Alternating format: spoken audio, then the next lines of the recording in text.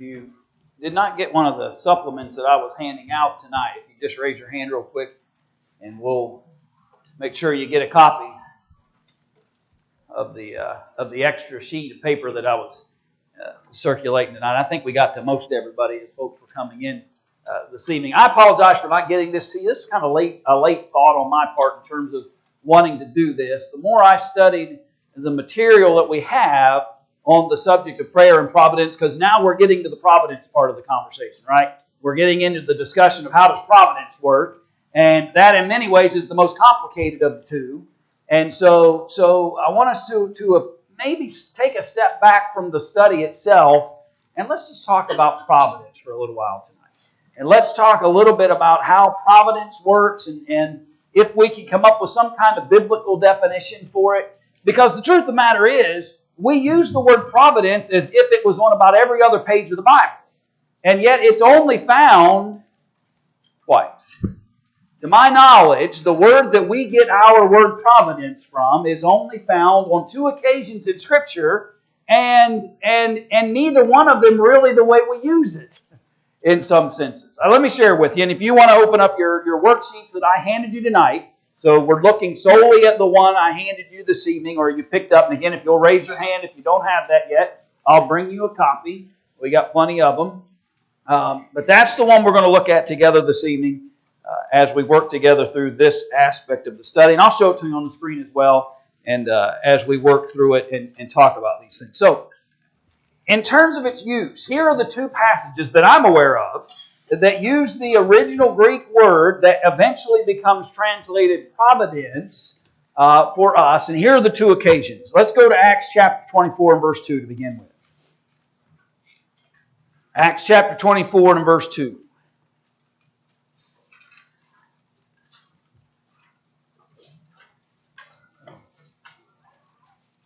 Anybody recall what's happening in this session? In this moment in Acts chapter 24? Who is this Tertullus guy? He's a lawyer. And who are they arguing? Who's he arguing a case against? Paul, right? Paul had been in prison, and Paul makes an appeal, and so Tertullus comes, and he's going to make the case of why it is they had done the things to Paul, and why they had gone through those things. But what's Tertullus want to do before he gets to accusing Paul? Yeah, that's right. He wants to make sure Felix and him know, or that Felix knows how wonderful he is. And Tertullus wants to make sure that Felix has a good rapport with him before he ever brings the accusation. He's buttering up the food. And so when he was called for, Tertullus began to accuse him, saying, "Seeing that by thee we enjoy great quietness," speaking of Felix, "and that very worthy deeds are done unto this nation by thy providence." What's he talking about? Your guidance. Okay, by his guidance they had benefit. Foresight is what one might put notice. Okay, foresight, by what was the other word I heard back? Provision, right? Really, that's the word we really think of the most when we come to the Greek word that's translated providence. In fact, over in Romans chapter 13 and verse 14, that's the way the word is used. In that text, he says, make no provision for what? For the flesh, right? In Romans chapter 13 and verse 14, the very same Greek word that we see here rendered providence is the very same Greek word that's used over there in Romans 13 and verse 14. But it is in reference to the idea that we are to make no provision for the flesh. And so if we were just to create out of these, and that's all we've got, by the way, that I know of that use the word. Those are the only 2 verses. So if we were going to try to create a definition out of those 2 basic verses, how would you then define providence? Provision, providing. What other words might be used? Okay, what are parents out buying at Walmart over the last week or so? School supplies, right? Providence is the idea of supplying the needs and the things that are necessary to sustain certain circumstances. So, providence, by its simplistic definition, is care, supply, provision, concern. Those are the kinds of things that we should conjure in our mind when it comes to providence. And so though we may not have a verse that says, this is God's providence, colon, and then here comes a list, right? We don't have that. But we do have lots of verses that talk to us about how God provides and supplies and is concerned and cares, right? And so we get a picture of what providence is by not necessarily finding a verse that gives us a nice bulleted list that we can put in a PowerPoint presentation. What we have is a description of who God is, and it defines His providence and care and supply and providing for us. Go ahead, Ron. Well, when you created heavens and the earth, man and woman, and put them in the Garden of Eden and provided for them everything they would need. Yeah. Sustain life. Yeah. And that provision came through what He had already placed where? In Adam and Eve's case. In the garden. Okay?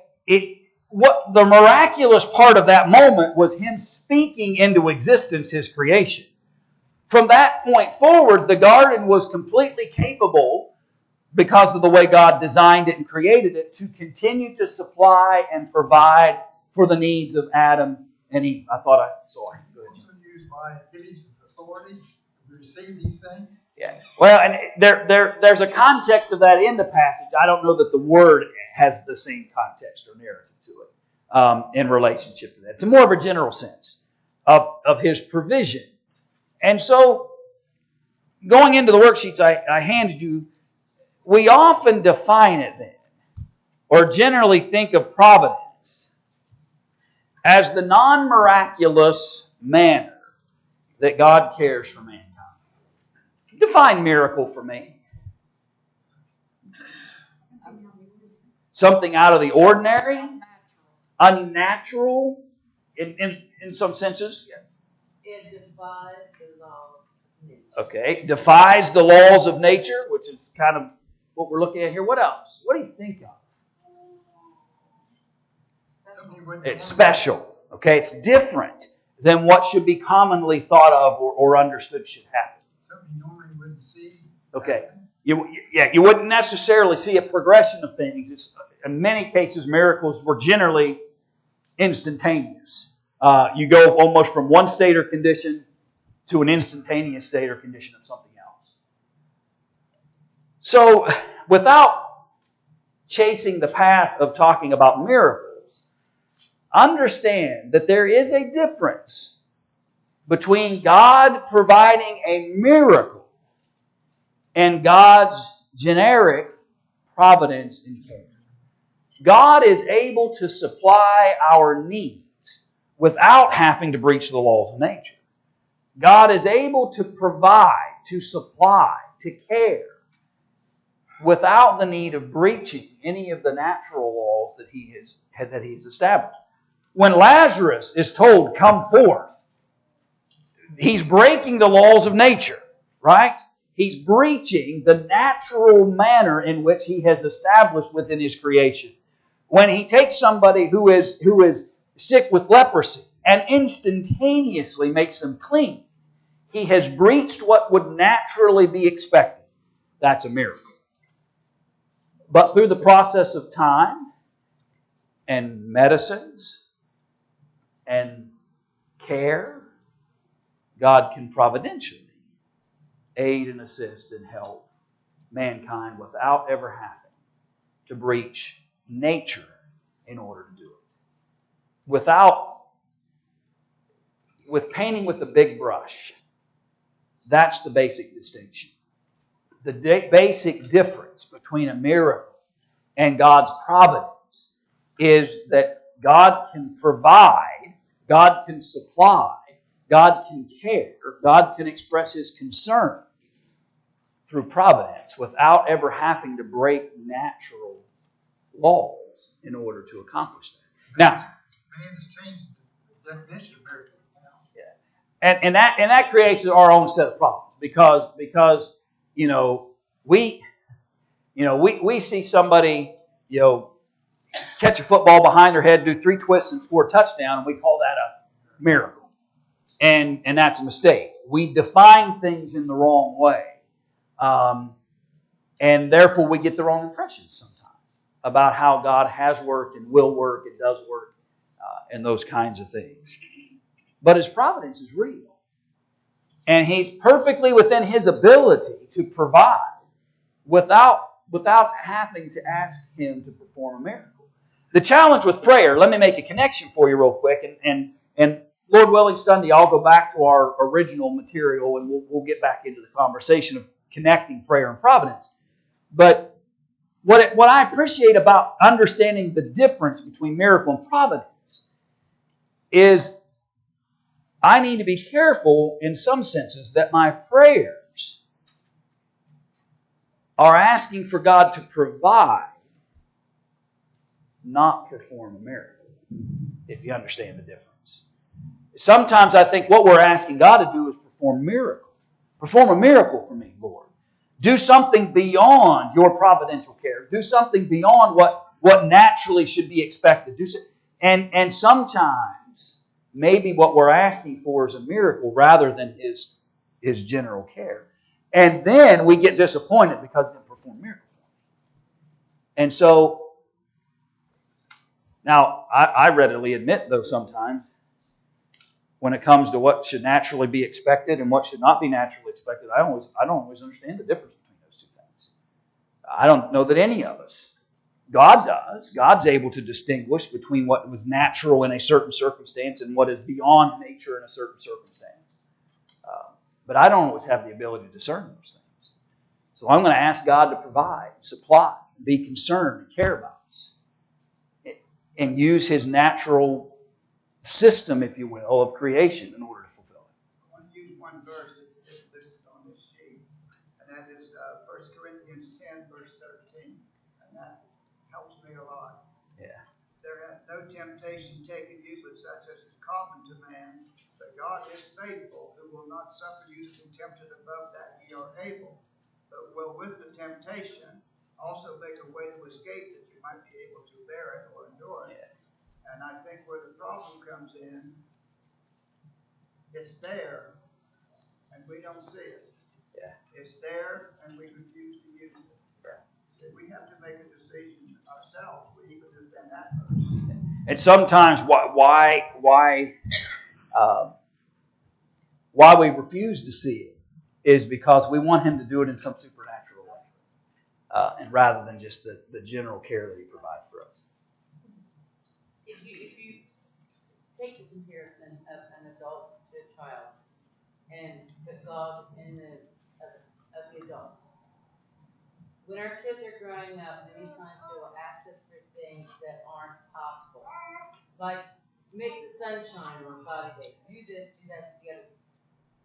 We don't get angry because they ask for things that are not within our power to do. I know I have asked God for many things that I wish I could have, although I knew better that it should not be. And I think like a loving parent to a child, God looks at you and says, no. And just goes from that. Because I don't think we sin when we ask for things that maybe we shouldn't ought to ask for. Maybe we do it in ignorance or desperation. And we can be flawed in that way. Let me run you a couple paths. Let's look at these two verses listed up.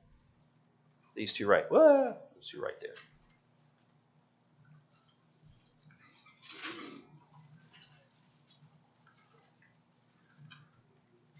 Let's look at Psalm 104 and Acts 14. First Psalm 104. And let's get an appreciation for just the general idea of how God is caring for His people. Notice he said, He causes the grass to grow for the cattle. God created the nature in such a way that the grass grows. He doesn't have to perform anything more than the way He created it for it to grow so the cattle can have it to eat. And the earth for the service of man, that he may bring forth food out of the earth. In some senses, we assume it in many ways normal to plant something in the ground, it grows, and what do? I consume it, right? And we think of that as very common and ordinary. And yet it is absolutely part of the providence, the general care, concern, and supply that God provides. God's providence is involved. When the grass grows, the cattle eats it, He produces milk, and we drink it. God's providence.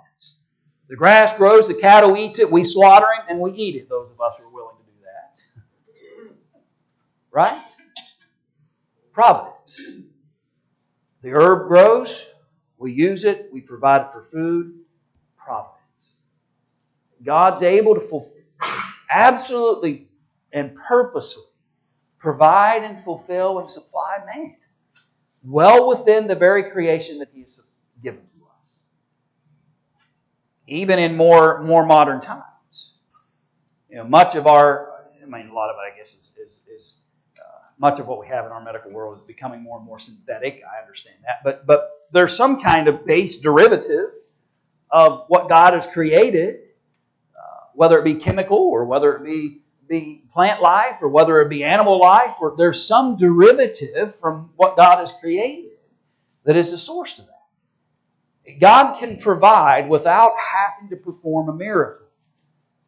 And I suppose in my mind what I'm trying to portray to you and try to also grasp in my own thought process is I need to start trusting the providence of God more. Quit, in my mind, quit thinking about wanting God to perform all these miracles for me and start relying and trusting upon the fact that He's created me, He's created the world we live in, He's created all that we see and experience to provide for us. And to trust in that provision. And it is somewhat connected to the verse that Roger read a little while ago. God is a provider of what's necessary to carry us and help us. Go to Acts chapter 14, then I'll slow down and see if there are additional thoughts. Acts chapter 14, verse 17.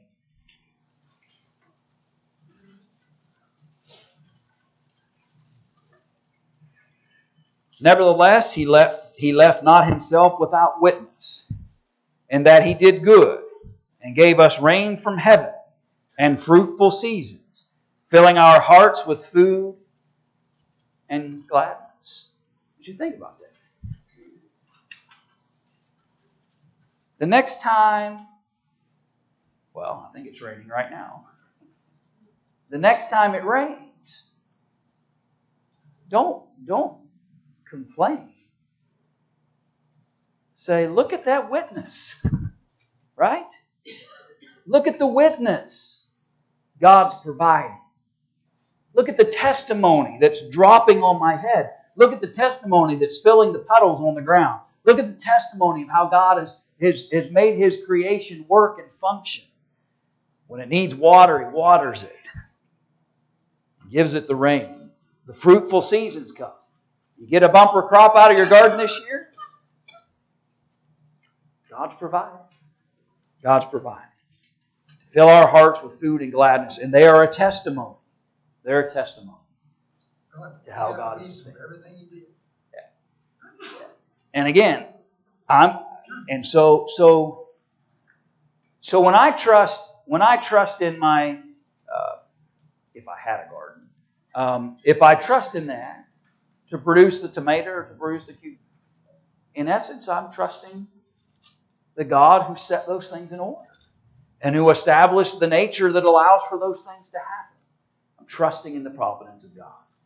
And we need to become a people that are more inclined to start trusting in God's providence.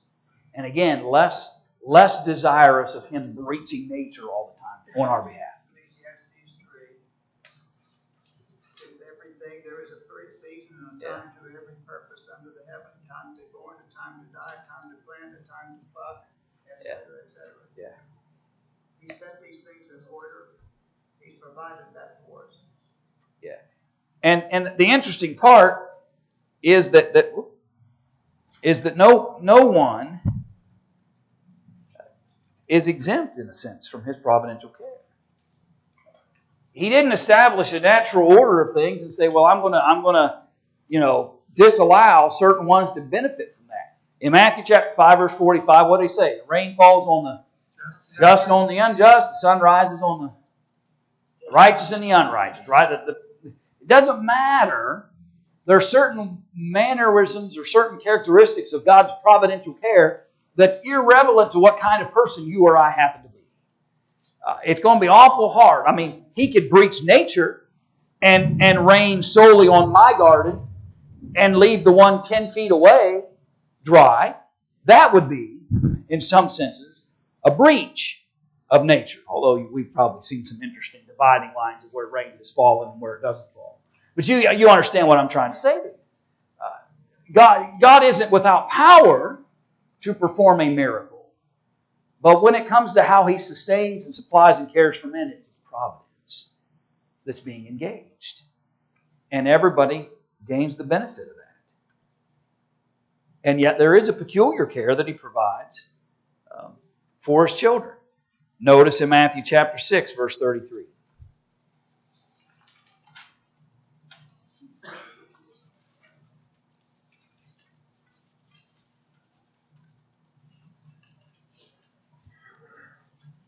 So after He gives them a long list of things of the things that He provides man with, what's He say to do in verse 33? Yeah. Seek ye first the kingdom of God and His righteousness, and all these things shall be added. God says, I have already set in order how I supply and care for man. I've already established all that order of how man is provided for and cared for. All of that's already been set in place. So your priority needs to be me and my kingdom and my righteousness, God says, or Jesus says in this text. Because all the other things are going to be added to you. They're already set in order in the manner in which God has provided for us. Without the promise of God, the earth cannot survive. Yeah. He keeps it going all the time. Yeah. And He keeps it going by the very nature in which He created. He created it to sustain until what? Yeah, until He decides He's done with it. Until He chooses that He's done with this earth. And that's a challenge sometimes we're met with when discussing these things with those who challenge the idea of creation. Is that on a couple of issues. But number one, that God created it to be sustained so long as He desires for it to be sustained. And it's at His will and choosing. There are times where the way He's established certain order of things means that some challenges are going to have to be met sometimes. Run to James chapter 1. Let's look at this text for a moment.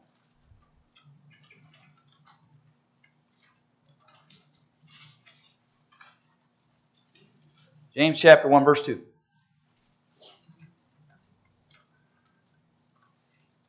James writes, My brethren, count it all joy when you fall into divers temptations, knowing this, that the trying of your faith worketh patience.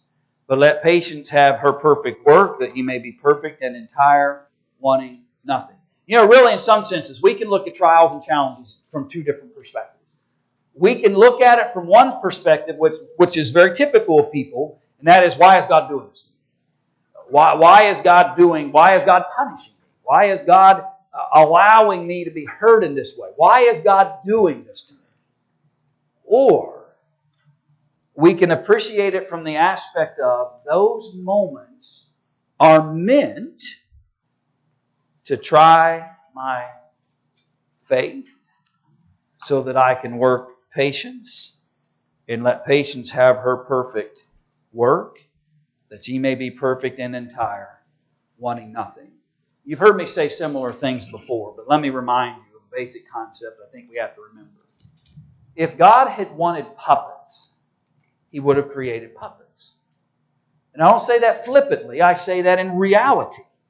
If God wanted just a creation that only and always did exactly what He wanted them to do, then that's what He would have created. But instead, He created a being, man, to be a creature that would make choices. It's hard for us to grasp, but in many senses, God doesn't want us to serve Him because we've been forced to serve. He wants us to serve Him because we choose to do so. And the trying of our faith, the challenges that we face, rather than view them, why is God hurting me? Why is He harming me? Why do I have to face these things? Flip it over and say, I will use the very natural course of things that is really common to man.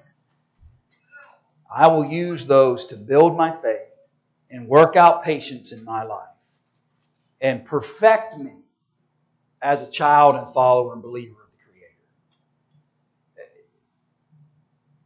Creator. We can let the difficulties shape us negatively, or we can let those challenges shape us towards our Creator. And without diving too far down the path, I'll say it simplistically so that you'll just grasp what I'm saying. We need to be careful that we don't get into what I've often called the Elijah syndrome. What I mean by the Elijah syndrome, what did Elijah say to God? I'm what? I'm the only one, I'm the only one, I'm the only one. And what did God say to him? There are yet, there's 3,000, I believe he said, if I'm not mistaken. I could be wrong on the number, you can check me later. But there are many who have yet to bow their knee to Baal. Elijah was not alone. The truth of the matter is, the things that you and I have experienced in this world, they are unique at times from those who might be immediate to me. But it would not take me very many degrees away from me to realize that what I have experienced is very common to many people. The heartaches, the challenges, the difficulties, the struggles. There have been millions of people who have lost jobs. Millions of people have had family members who have been challenged physically. Millions of people have suffered loss of homes. I'm not trying to say that's what I wish upon anybody. I'm just trying to illustrate to us that sometimes we let those things shape our faith because we're convinced that somehow my struggles are uncommon to man. When the truth is, they're probably more common than I'm willing to acknowledge. I'm most likely going through something that somebody else has already walked through, and somebody long after I'm gone will walk through as well, because that's the nature of this created world that we live in. There are going to be trials to perfect our faith or to weaken our faith. That's my choice to make. There are going to be challenges to make me and lead me closer to my God as I grow a greater dependence in Him, or drive a wedge between me and my Creator. But that choice is mine to make. Because God didn't create, He created men, humans, beings that think, beings that have decisions they have to make and choices they have to make. And it seems even common to other beings that we see.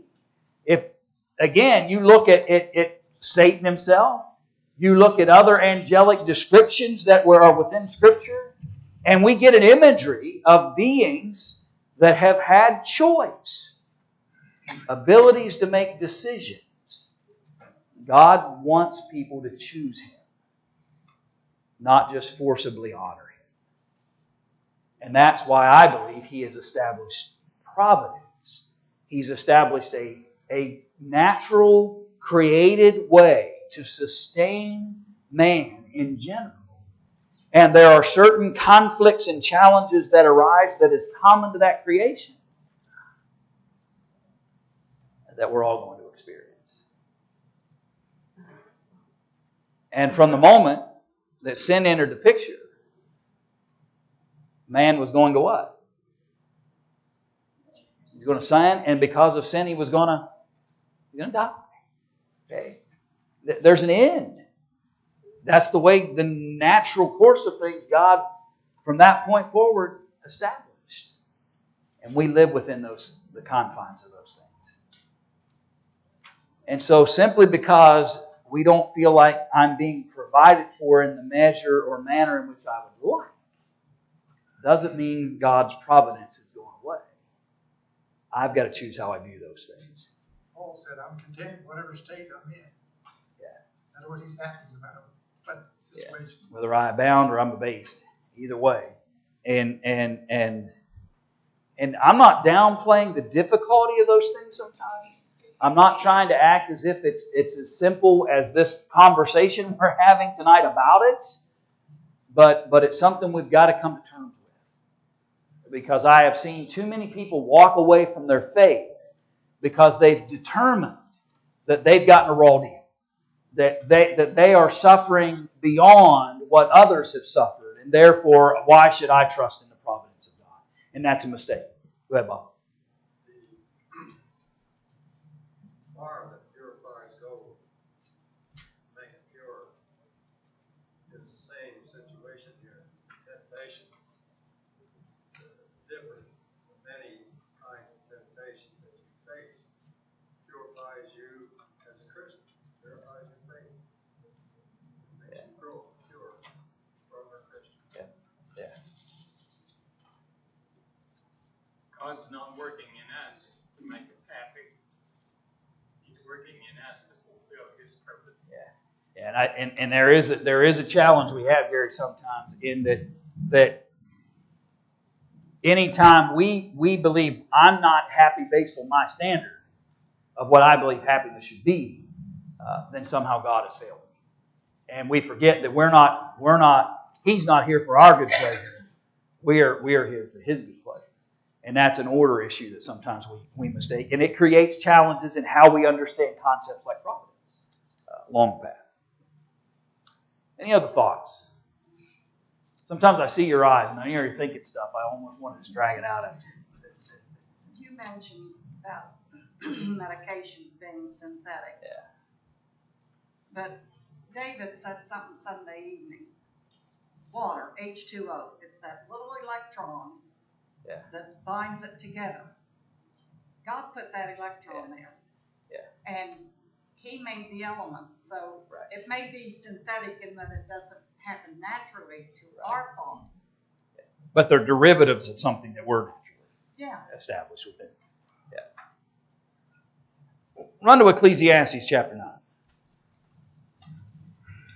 I want to establish another concept I think we need to understand in this conversation. Ecclesiastes chapter 9 and verse 11.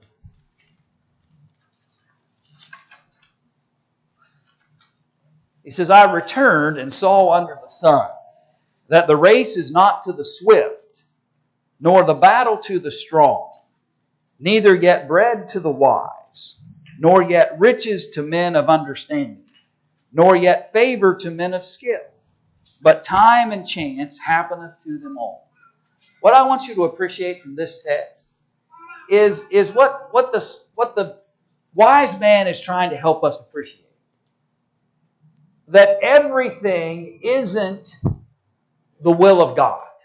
And what I mean by that is that everything that happens, you can't always just say, well, that's the way God must have wanted it to happen.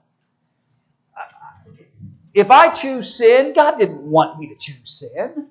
God didn't want me to jeopardize my soul.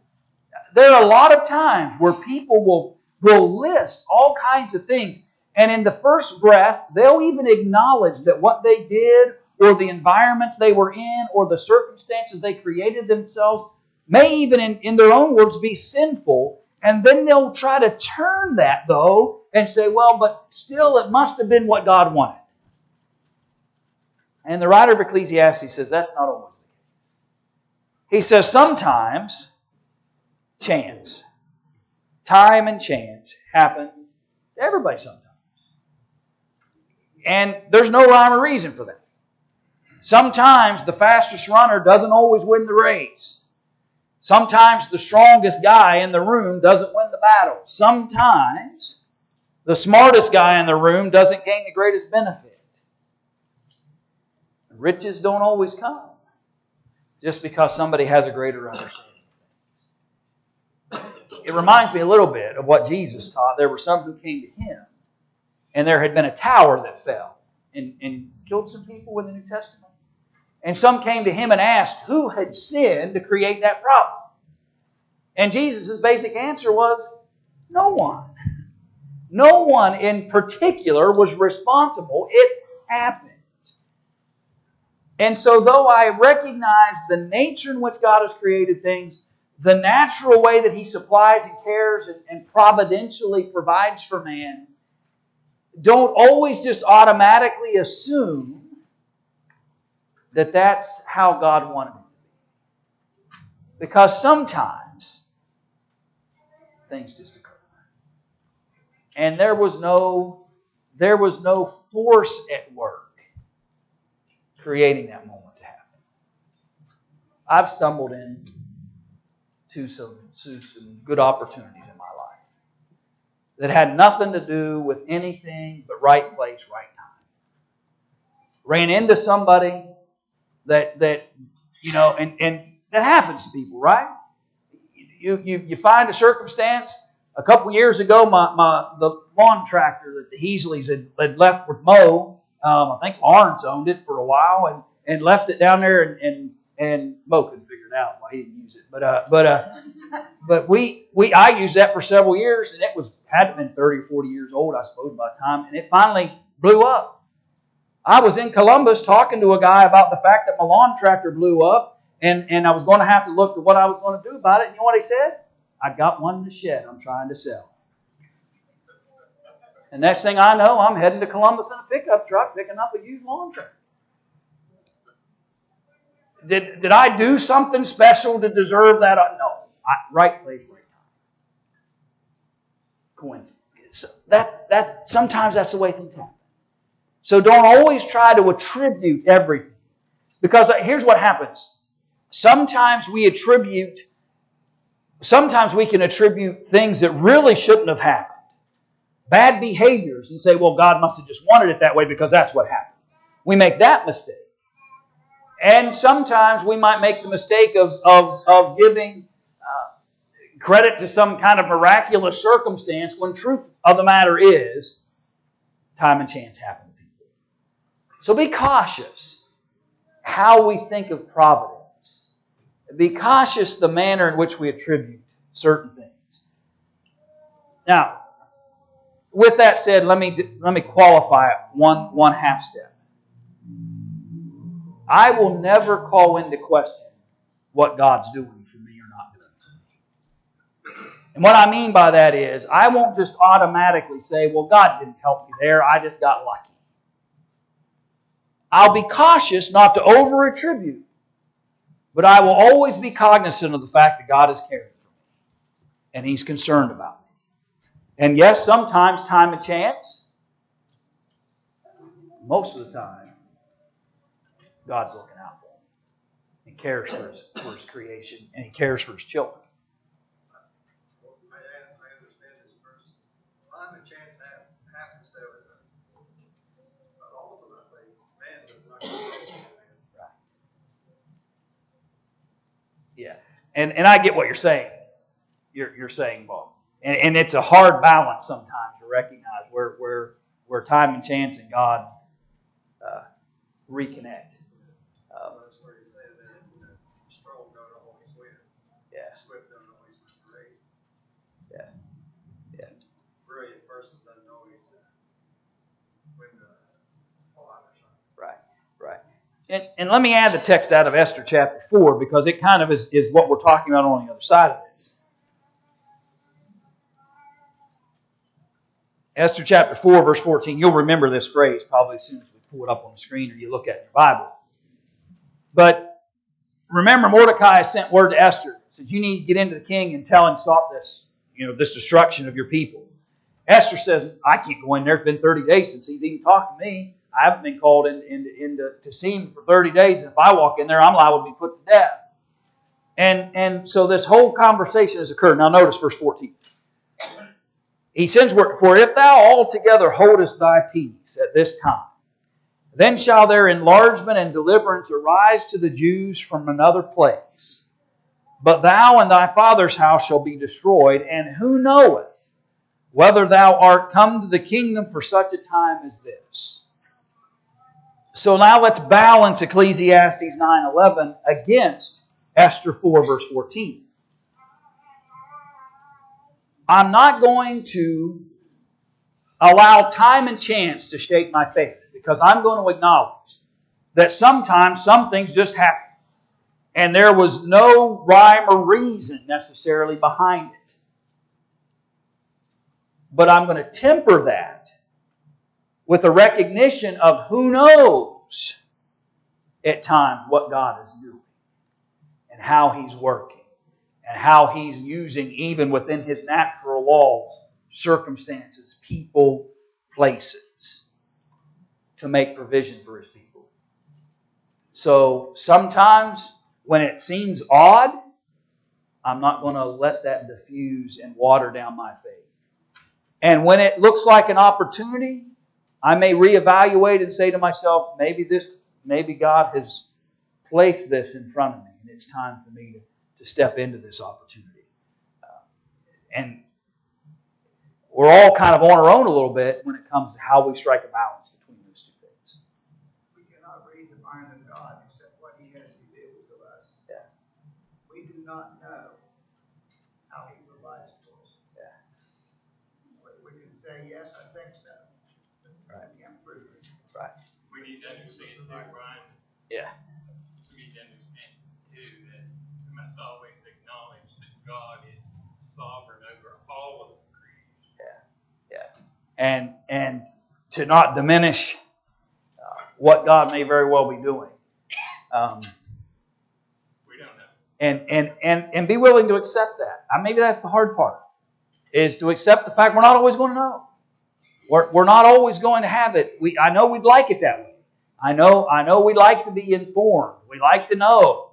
And we want to be able to place specific things and say that is absolutely God working. And this is absolutely God functioning. We won't always know.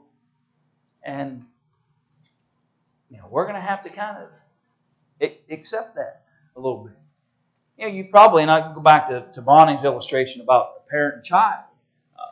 You probably did some things when your children were young where you got out in front of them and you were building the scenario that they thought they were creating on their own, as you maybe were setting the stage before they ever arrived, and they assumed it was just kind of happening. And in many ways, maybe that's the way God functions as well at times, as He's out in front of us, laying the path. And we're not always know exactly when and where certain things might have occurred. Consider the story of Joseph, providence of God. I think everything's the providence of God. I guess maybe that's what I'm trying to say, is everything's the providence of God. We just don't always know exactly when and where it's working, and in what sense. I heard one guy say that he thought it was the providence of God because he was late. He was late for a job interview, and he thought the last thing you want to do in a job interview is be late for it. And he thought for sure he wouldn't even get into the interview because he was late. He said, I pulled up to the building. He says, God was working. There was a parking spot right by the front door. And I was able to pull up and run. And my simple thought to him was, maybe the guy that was in that spot had another appointment that God was sending him to, and he left. You don't know, right? And you can just, so it's everything is the handiwork of God.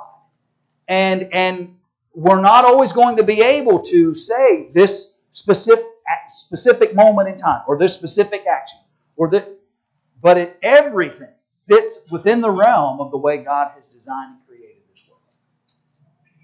And the pieces come together, all of them, even from the trying times that build faith and character to the more trivial moments in life.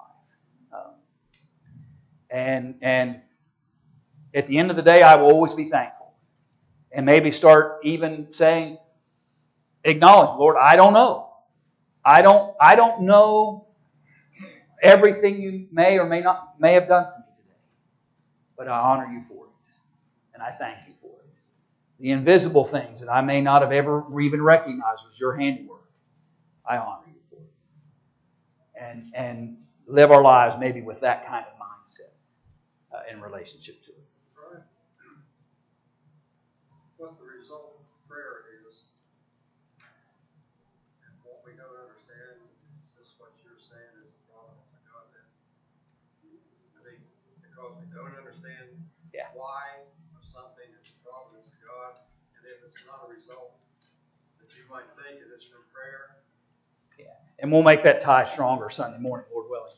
But I think so. I think the greater grasp we get on how God supplies, and a willingness to acknowledge that we'll not always understand and know the specifics of that, will help us appreciate maybe a little bit of how prayer and God work together, and that we might not always know